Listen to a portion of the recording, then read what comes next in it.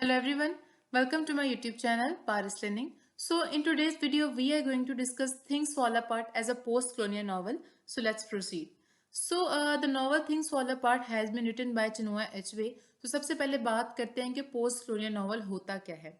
A post-colonial novel is a piece of literature that can be written by a colonizer or the colonized people and it specifically focuses on the era of colonialism. अब post colonial novel जो है वो एक ऐसा piece of literature है जो यहाँ तो क्लोनलाइजर्स लिखते हैं, यहाँ पे क्लोनलाइज्ड पीपल लिखते हैं. उन दोनों का स्पेसिफिकली जो फोकस करते हैं उस एरा ऑफ क्लोनलिज्म के ऊपर करते हैं, उस क्लोनियल रूल के बारे में लिखते हैं. अब ऑब्वियसली क्लोनलाइजर्स के लिए क्लोनलिज्म का कॉन्सेप्ट और है और क्लोनलाइज्ड पीपल के लिए क्लोनलिज्म का जो कॉन्सेप्ट है वो और होता है. ठीक है. So according to Robert Young, it is any piece of writing और a cultural story that tells us about the experiences of colonialism as well as the resistance coming from the natives. According to Robert Young, एक ऐसा piece of literature है, ये ऐसी cultural story है जो कि हमें कॉलोनियलिज्म के एक्सपीरियंसेस के बारे में बता रही होती है, कॉलोनियल रूल के एक्सपीरियंसेस के बारे में बता रही होती है, साथ साथ हमें बता रही होती है जो कि रेजिस्टेंस आ रही होती है टू फ्रॉम द नेटिव्स. अब नेटिव्स जो है उस कॉलोनियल रूल के अगेंस्ट जो बात कर रहे हैं उसके अगेंस्ट जो है उसके बारे में भी बताती है. ठीक है. The novel Things Fall Apart is a post-colonial novel because this novel examines the encounter between British colonizers and African colonized people and unfolds a dark reality of colonialism that is how it has destroyed the whole society, their culture, religion and even their identity. ये जो novel है things Fall apart, ये post colonial novel है क्योंकि ये novel जो है वो हमें दिखा रहा है, एग्जामिन कर रहा है encounter between British coloniser and African colonised people और अनफोल्ड कर रहा है उस डार्क रियलिटी को कॉलोनियल रूल की. ठीक है, कि किस तरह से उन्होंने उनके कल्चर को, एक पूरी सोसाइटी को, कल्चर को, रिलीजन को, उनकी आइडेंटिटी को किस तरह से डिस्ट्रॉय किया. ठीक है, उस कॉलोनियल रूल ने, इंपीरियलिज्म ने. The primary focus of H.B. Things Fall Apart is its response to the colonialism as he writes back to the European writers about how they have misrepresented Africans in their work. हमारे पास जो primary focus है HB का things Fall apart का, ये एक response है colonialism के against. ठीक है, colonialism के लिए रिएक्शन है और इवन ये रिएक्शन जो है उन यूरोपियन राइटर्स को है जिन्होंने अफ्रीका को मिसप्रेजेंट किया है. ठीक है, उनके कल्चर को, उनके सोसाइटी को मिसप्रेजेंट किया. उनके लिए ये एक रिएक्शन भी है. ठीक है. In the first section of the novel, Chinua Achebe has spent the situation of Igbo society before colonialism. We can recognize that before the advent of colonial powers, the people of Umofia were living in the society of social, economic and cultural solidity. और हम पहला section देखें novel का तो हमें नजर आता है कि किस तरह से चिनोआ एचबे ने इग्बो सोसाइटी की सिचुएशन बताई है before the colonial rule. colonial rule से पहले हमारे पास इग्बो सोसाइटी की क्या सिचुएशन थी. So we can recognize that before the advent of colonial powers, the people of Umofia were living in the social, economic and cultural solidity. colonial rule से पहले जो है जो पीपल ऑफ यूमोफिया है उनमें कल्चरली तौर पर स्टेबल है, इकोनॉमिकली तौर पर स्टेबल है, सोशली तौर पर स्टेबल है. ठीक है, उनमें कल्चरल सॉलिडिटी है. ठीक है, but after the colonial rule this solidity and stability turn into disintegration. लेकिन इस colonial रूल के बाद, इस इंपीरियलिज्म के बाद ये जो स्टेबिलिटी है, ये जो सॉलिडिटी है, ये हो गया हमारे पास crumble. Even the title Things Fall Apart implies that things have been parted, they are no longer stable because colonialism has made them disordered. अगर आप टाइटल को देखो थिंग्स फॉल अपार्ट के तो हमें नजर आता है कि चीजें जो है वो अब पार्टेड हो गई हैं, चीजें जो है वो अलहदा हो गई हैं, चीजें जो है वो टूट चुकी हैं क्योंकि अब वो उस तरह से स्टेबल नहीं रही, क्योंकि इस colonial रूल ने, इस colonialism ने, इस imperialism ने उन चीजों को डिसऑर्डर कर दिया. ठीक है, उन चीजों को तोड़ दिया. अब चीजें जो है ना वो टूट चुकी है, चीजें जो अब अलहदा हो चुकी हैं. ठीक है.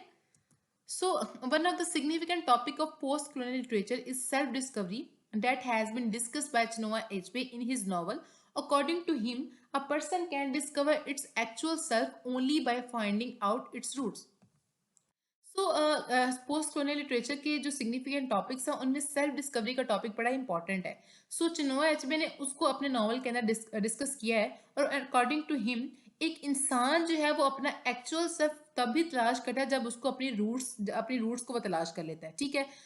ये नॉवल जो है वो रिवॉल्व करता है अकोनको के ऊपर. अकोनको क्योंकि एक प्रोमिनेंट फिगर होता है इस इग्बो सोसाइटी के अंदर, उसकी फिर हमें दिखाया जाता है कि किस तरह से जो है colonial रूल से पहले उसकी रिस्पेक्ट थी, क्या आइडेंटिटी थी उसकी, और colonial रूल के बाद उसको क्या समझा जा रहा होता है. The author has depicted the rise and fall of Okonkwo in this novel. हमें नॉवल के अंदर राइज एंड फॉल बताया अकोनको का. अब इस रिगार्ड के अंदर जो डेथ ऑफ अकॉनको है वो बड़ी सिग्निफिकेंट है, बिकॉज ये सिंबलाइज करिए death of whole Igbo culture, their identity and freedom. और हम बात करें, जैसे हमने कहा कि इंसान जो है वो अपना एक्चुअल सेल्फ तभी तलाश करता है जब वो अपनी रूट्स को तलाश कर लेता है। सो अब जब अकॉनको की रूट्स को खत्म कर दिया गया है, उसकी आइडेंटिटी को खत्म कर दिया गया है, उसके कल्चर को खत्म कर दिया गया है, सो उसकी इसलिए जो हमारे पास अकॉनको की डेथ है वो बड़ी सिग्निफिकेंट है, ठीक है, क्योंकि वो ईगो जो है उसकी वो डिस्ग्रेस और रेडिक्यूल की गई है बाय द कॉलोनाइजर्स। अब इस सेंस में दो सेल्फ डिस्कवरीज के हमारे हमारे माइंड में आ जाती है। एक तो ये है कि जब उसकी रूट्स खत्म होगी, उसकी रूट्स को जब वो हिट किया गया, सो वो उसकी जो डेथ हो गई है। लेकिन ऑन द अदर हैंड हम ये भी कह सकते हैं कि जो सेल्फ डिस्कवरी है राइटर की सूरत में यह है कि राइटर ने लिख रहा है अगेंस्ट द यूरोपियंस, उस कॉलोनियल रूल के अगेंस्ट लिख रहा है। अब उसने जब देखा कि उसकी रूट्स को जो है वो हिट किया जा रहा है, उसकी रूट्स को जो है वो डिस्ग्रेस किया जा रहा है, सो उसने उन चीज़ों का रिएक्शन दिया है एज अ अपनी राइटिंग लिख के, अपने कल्चर को रिप्रेजेंट करके, ठीक है। So, secondly, we can identify Things Fall Apart as a post-colonial novel because HB's use of English language is a symbol of colonial inheritance. अब देखिए, थिंग्स फॉल अपार्ट हम इसको कह सकते हैं एक पोस्ट colonial नॉवल, क्योंकि चिनोआ एचबे ने कि जो क्योंकि वो अपना जो नॉवल लिख रहा है वो हमारे पास लिख रहा है इंग्लिश लैंग्वेज के अंदर, सो ये इनहेरिटेंस है। लेकिन हमने जैसे बात की सेल्फ डिस्कवरी की, उस सेल्फ डिस्कवरी जब उसकी रूट्स को हिट किया गया, अब वो इनकी लैंग्वेज को यूज करके अपने कल्चर को दोबारा से प्रेजेंट कर रहा है, जो कि मिस प्रेजेंट किया था यूरोपियन राइटर्स ने, ठीक है।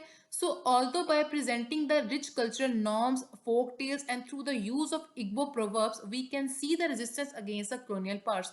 सो अगर हम देखें तो उसने अपने इस राइटिंग, लिख तो वो इंग्लिश लैंग्वेज में रहा है, वो उसकी इनहेरिटेंस है, लेकिन अब उसने रिच कल्चरल नॉर्म्स को बताया, अपनी रूट्स के बारे में बताया, उसने इग्बो प्रोवर्ब्स के बारे में बताया, उन फोक टेल्स के बारे में बताया। सो हम इसमें हम देख रहे हैं कि उसकी रेजिस्टेंस देख रहे हैं अगेंस्ट द colonial पार्ट्स, ठीक है। Also, it has been portrayed that colonized people are not primitive or savages. उसने ये भी बताया कि जो colonized people है वो primitive नहीं है, वो savages नहीं है, have a rich culture that has been exploited by the colonizers. उन्होंने बताया कि हमारा हमारा एक rich culture है, हमारी एक identity है जो कि आपने destroy किया, आपने exploit किया, colonizers ने exploit किया, ठीक है। So, thirdly, it depicts how the new colonial dogma, a new culture, has affected the communal harmony of Igbo society. Thirdly जो ये नॉवल हमारे पास डिपिक्ट कर रहा है कि किस तरह से एक न्यू जो हमारे पास कॉलोनियल डॉगमा आ रहा है, एक न्यू कल्चर आ रहा है, उसने किस तरह से जो इग्बो सोसाइटी का सुकून, उनकी जो हार्मनी है, उसको किस तरह से अफेक्ट किया है। For instance, colonial Christianity has ruined the father son relationship. अब वो जो अपना रिलीजन लेके आए हैं, जो क्रिश्चियनिटी लेके आए हैं, उन्होंने उसने किस तरह से फादर और सन का रिलेशनशिप जो है वो डिस्ट्रॉय किया। When the Braika asked Noe about Okonko, he said, "I don't know him. He's not my father."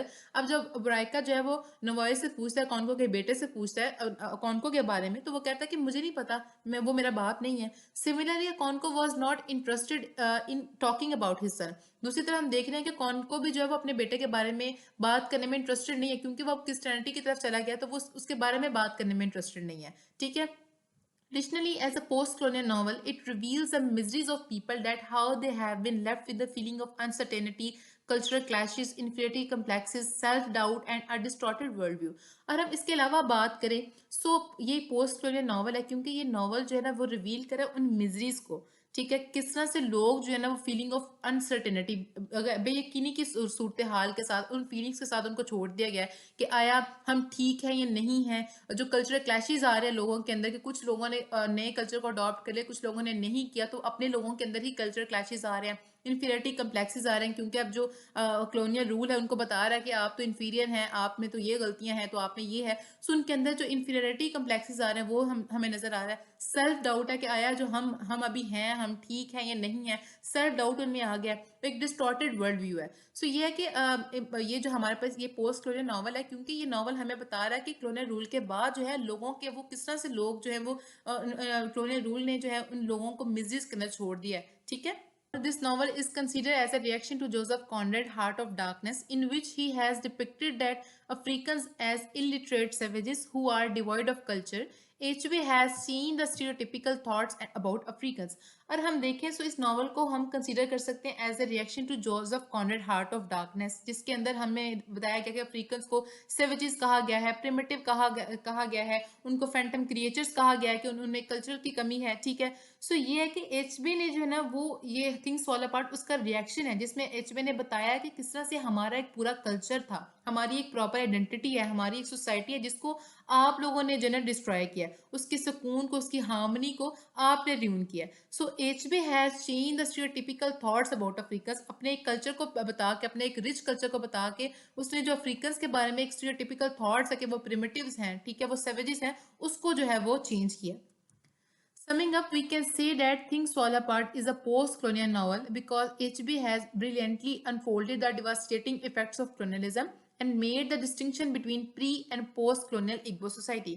Summing up, हम ये कह सकते हैं कि Things Fall Apart एक post-colonial novel है क्योंकि HB ने बड़े अच्छे तरीके से उन रियलिटीज को, उन डार्क रियलिटीज को अनफोल्ड किया है, कलोनलिज्म की, इंपीरियलिज्म की, और बताया है कि किस तरह से एक पूरा कल्चर जो है, एक पूरी सोसाइटी जो वो डिस्ट्रॉय हुई है। उसने हमें प्रॉपर डिस्टिंक्शन दी है pre and post colonial Igbo society की, और हमें जो है इस डार्क रियलिटी को अनफोल्ड किया है। ठीक है, so this was all about, thank you so much.